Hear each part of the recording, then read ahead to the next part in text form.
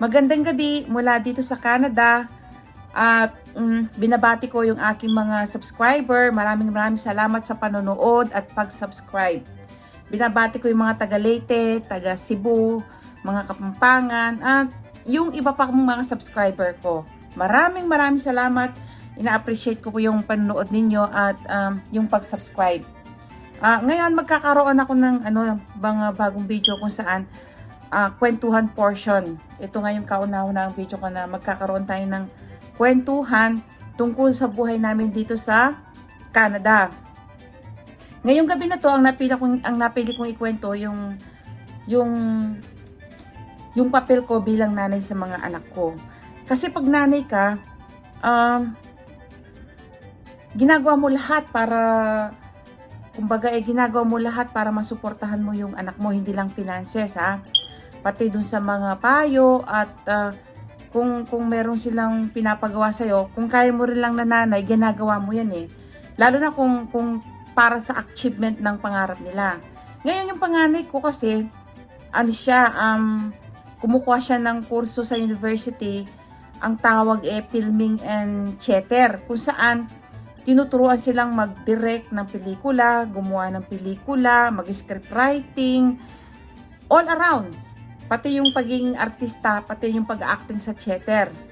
Ngayon, ang isa sa mga project nila yung paggawa ng mga short film kung saan kailangan niya ng mga artista. Ngayon,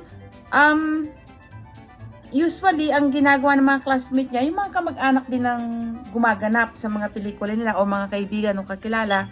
Ngayon, tong anak ko, ang naisip niyang kunin, ako.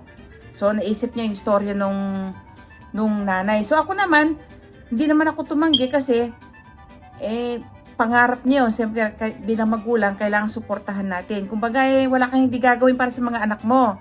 So, ito yung unang pinagawa sa akin ng anak ko. So, ito yung aking channel, di ba? Ngayon, itong anak ko, ito yung kauna-unahan niyang film. Ayan, i-play natin. So, ako yung ginawang bida. Kumbaga nakailang araw din kami shooting dito. So, ayan po ako, ayan. So, ang papel ko ay aping-api dyan. Isipin nyo, ang hirap umarte Pero umarte ako para sa anak ko, ayan. Ayan. Para ako servidora dyan, nagsiserve ako sa isang fast food. Ayan. Ganyan ang pinagagawa ng anak ko. Naginawa ko naman.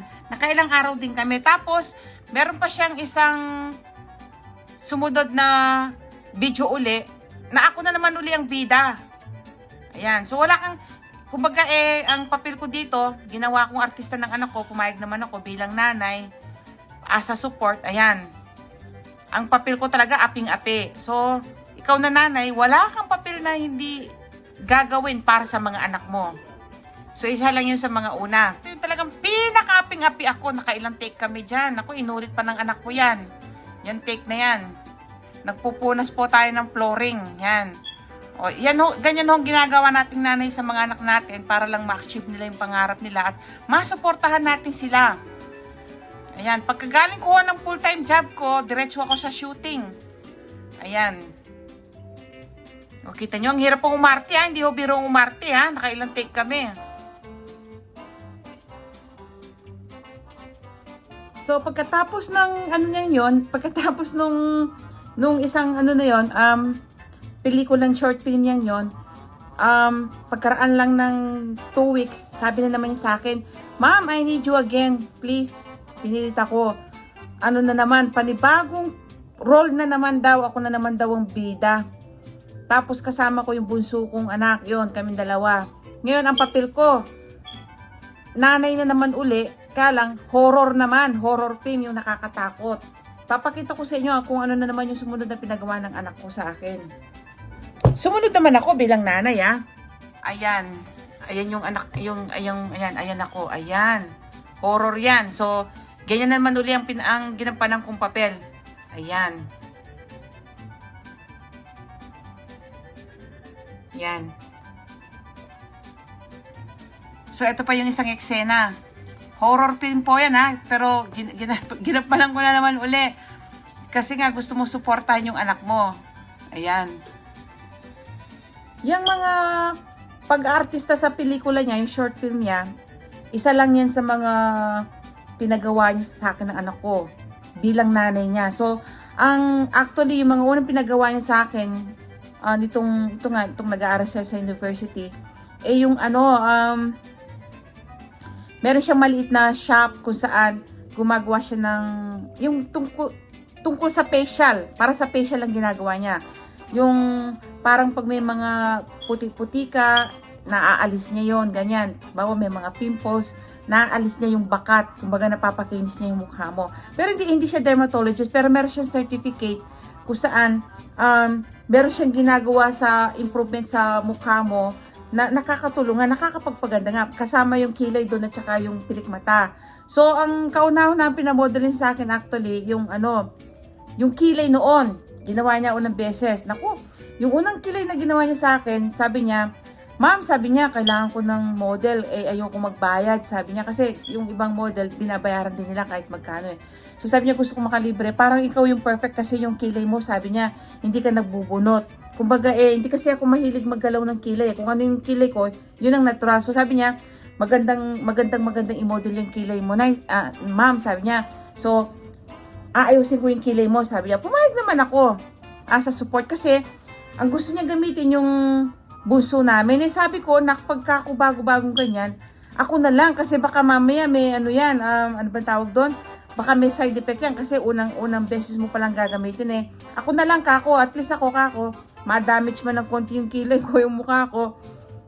May asawa na ako, may mga anak na ako, may edad na ako, walang problema. Baka kako, pag yung kapatid mo, baka ma-damage mo yung mukha niya, naku, masama yan. Sabi ko, magagalit ako. So, ako na lang kako. So, ngayon, minodel yan yung kilay ko. Kumbaga parang bago-bago pa lang siyang nag-aano ng kilay, yung nagpoporma. So ang ginawa niya sa kilay ko, pagkatapos parang makapal yung kilay ko, kumapal lalo. So, kasi parang tattoo yung linagay niya, pero hindi permanent, naaalis din siya pagkaraan ng 2 linggo. So sabi ko, para ka akong kapal ng kilay ko. Sabi niya, ma'am, sabi niya, medyo kasi first time ko pa lang, kaya medyo nagkamali ako ng konti, parang napakapal nga. Sabi niya, sa susunod, ayuhin natin, alam ko na gagawin ko, sabi niya. Natapos yan. Tapos sa sumunod niyang ginawa uli, after a month, yung namang pilik mata, sabi niya, ma'am, meron kaming bagong produkto na itatry, at saka kasama dun sa certificate na kinukuha ko. Kasi, yung kinukuha niya, dun sa certificate kasi kailangan maipasa niya, bago niya makuha yung certificate, kailangan maipasa niya yung mga training. Isa sa mga training yung sa improvement ng mga pilik mata, paglalagay ng fake na pilik mata, tsaka nga yung kilay, yung eyebrow. So, kailangan niya ng model sa pilik mata na mga yon. Pumayag ako. Naku, pagkatapos nung gawin niya yung pilik mata ko, alam mo yung parang kulot na kulot, ang bilis na niyang ginawa, 10 minutes lang yata, tapos yung ginagawa niya. Ang nangyari, maganda naman actually yung ginawa niya, kaya lang hindi ako sanay. Yung pilik mata ko talagang napakulot niya ng husto. So, sabi ko, gumanda nga ako, pero parang nasisilaw ko pagpasok ko sa trabaho o pag aalis ako. Ang nangyayari sa akin, parang ganyan ako Sabi ko, hirap akong para akong nasisilaw. Parang may mabigat sa mata ko, sabi ko. Tapos, sinabi ko sa kanya na, naku, sa susunod, hindi ko na uulitin to. Tama na tong isang beses na to, ha. So, for 3 weeks, ganun ang naging sitwasyon ko. So, kada umaga, ginaganyan-ganyan ko yung kilay ko para mag-straight na siya. Kasi, yung pilik mata ko, para mag-straight na siya kasi nga para akong nasisilaw, parang hindi komportable yung mata ko, hindi nga ako sanay, para akong nabubulag na hindi ko maintindihan. Ngayon, itong susunod na video, ito naman yung pangatlong kinuha uli ako ng model ng anak ko sa kilay uli. And this time talagang masakit kasi ginamitan niya ako ng wax. So, i-share ko lang sa inyo yung actual experience ko. Kung gaano yung sakripisyong ginagawa mo para sa mga anak mo, ikaw na nanay, kahit masakit, tinitiis mo. Sana ma-enjoy nyo yung video, kasi ako mismo natawa ko nung makita ko yung, yung reaction ko, talagang ang sakit, hindi ko kaya i-describe. Aray ko. Stop moving. Oh God.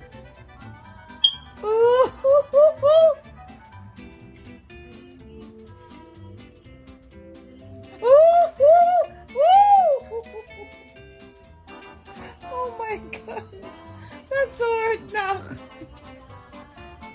Ooh! Ooh! What's that? It's wet. Ah! Gas! Don't tell me you have to repeat it again! More. Oh, God! Ay! Yeah, I think I'll go to some. Aray! Ah! Ah!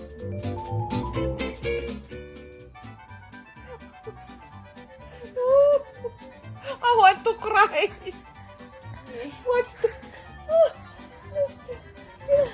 Ginagawa na na. I'm so hurt. One more? I'll take a picture to later, ha? Can you relax? That's already relax. That's not relax. Not relax. Yung anak ko, ginagawa na naman akong model sa kilay ngayon. Pagkatapos akong gawin ng artista doon sa project niya sa pelikula, ginagawa na naman akong artista dito. Ay, ano ba to? Model? Model doon sa shop niya. Sa facial. Yung kilay ko. Dami kong pinagdadaan ng hirap dito sa anak kong ito. Ano kaya magiging itsura ko? Are we done? No, wait. Ang sakit nito. Oh, ang sakit to. Ano ba tawag doon, Nak? Yung ginawa mo? Relaxing. Waxing. Ang sakit.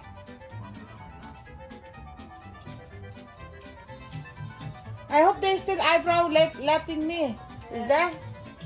Yes, mother. Sana may natira pang eyebrow.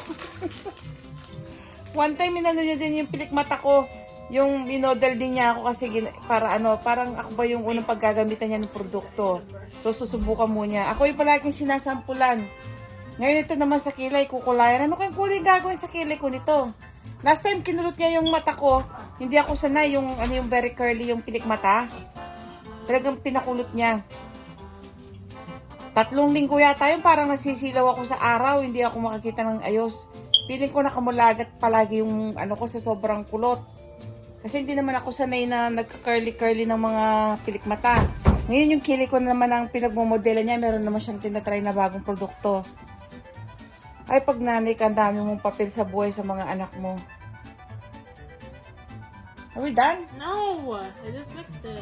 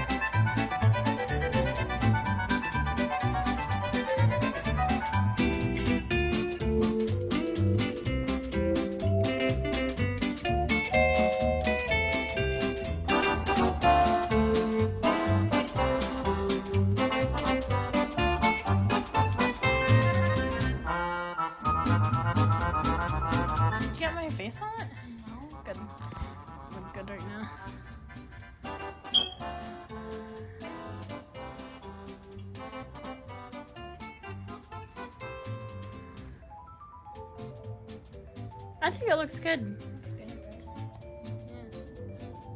So hanggang dito na lang yung video natin at yung kwentuhan. So ito yung kauna-unahang kwentuhan portion natin kung saan naikwento ko yung sakripisyo ko bilang nanay sa mga anak ko. Doon sa isang anak ko pa lang yan. So sana nagustuhan ninyo. Kung nagustuhan nyo ang aking video, huwag nyo kalimutang i-like at huwag nyo rin kalimutang mag-subscribe. Salamat!